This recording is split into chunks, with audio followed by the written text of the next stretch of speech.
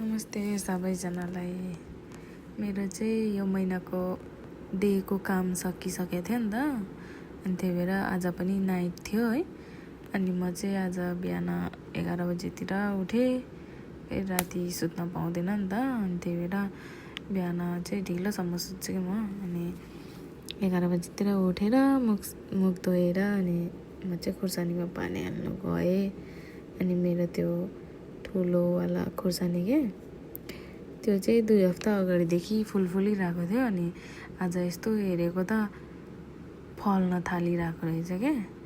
अनि कस्तो खुसी लाग्यो। अनि त्यसपछि म चाहिँ अनि फेरि तिनीहरूलाई पानी हालिसकेर अनि मेरो चाहिँ एउटा प्लान्ट छ, अनि त्यसमा प्लान्टलाई पनि पानी हालेँ। म चाहिँ त्यो प्लान्टलाई सधैँ हाल्दिनँ पानी, एक हप्तामा एकचोटि जस्तै हाल्छ क्या।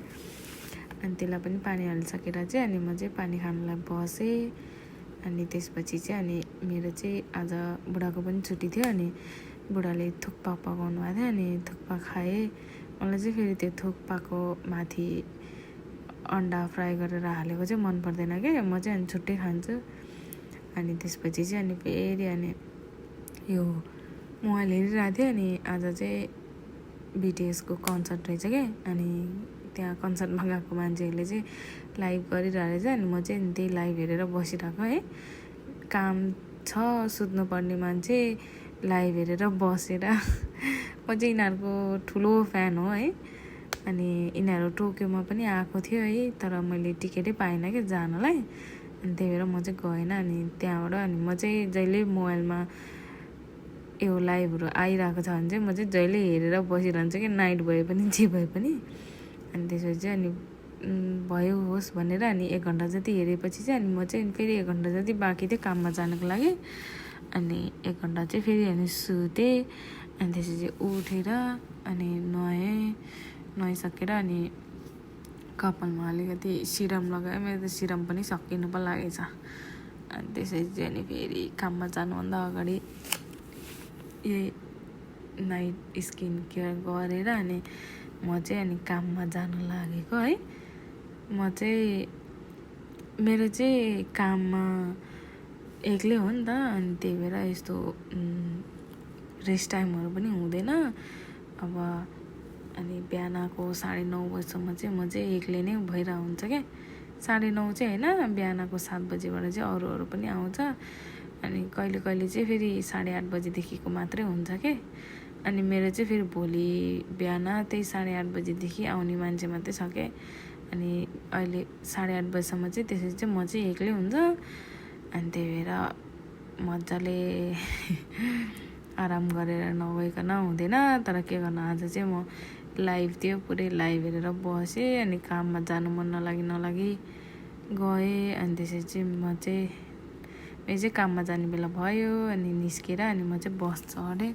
मेरो चाहिँ बस चढेर पनि फेरि ट्रेन पनि चढ्नुपर्छ। अनि फेरि ट्रेन चढेर पनि फेरि बस पनि चढ्नुपर्छ क्या। अनि मेरो चाहिँ यो ट्रेन चढ्ने एकिपको छेउतिर मर्सिडिजको सोरुम छ क्या। अनि त्यो पनि देखाएँ। अनि म चाहिँ अनि झरेर अनि फेरि ट्रेन चढेँ। अनि ट्रेनमा चढ्दाखेरि चाहिँ यिनीहरूको अस्ति मेक्सिको जाँदाखेरिको त्यो नेसनल प्यालेसमा बोलाएको थियो कि त्यहाँको प्रेसिडेन्टले। अनि हो त्यहाँको भिडियो हालेको रहेछ हिजो बेलुका। मैले चाहिँ हेर्नै भ्याएको थिएन। अनि आज ट्रेनमा बस्दाखेरि यसो हेर्दै आएको। अनि हेर्नु न, यत्रो मान्छेहरू एकछिनमै 4 घन्टामा यत्रो मान्छे भेला भएको कि यिनीहरूलाई हेर्नको लागि।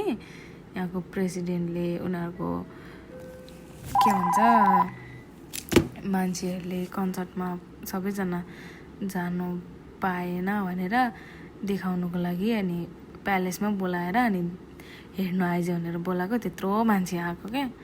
अनि मेरो चाहिँ हेर्दा त्यहाँ त्यो नै ट्रेन स्टेसन आएछ। अनि झरेँ। अनि मेरो चाहिँ कार्डमा पैसा थिएन। अनि पैसा हालेर अनि यसो बेलुकामा खानको लागि अनि अलिअलि सामान किनेर अनि म चाहिँ बस चढेर अनि गएँ। अनि बसमा चाहिँ अरूहरू सबैजना झरिसकेको थियो, म मात्रै बाँकी थियो।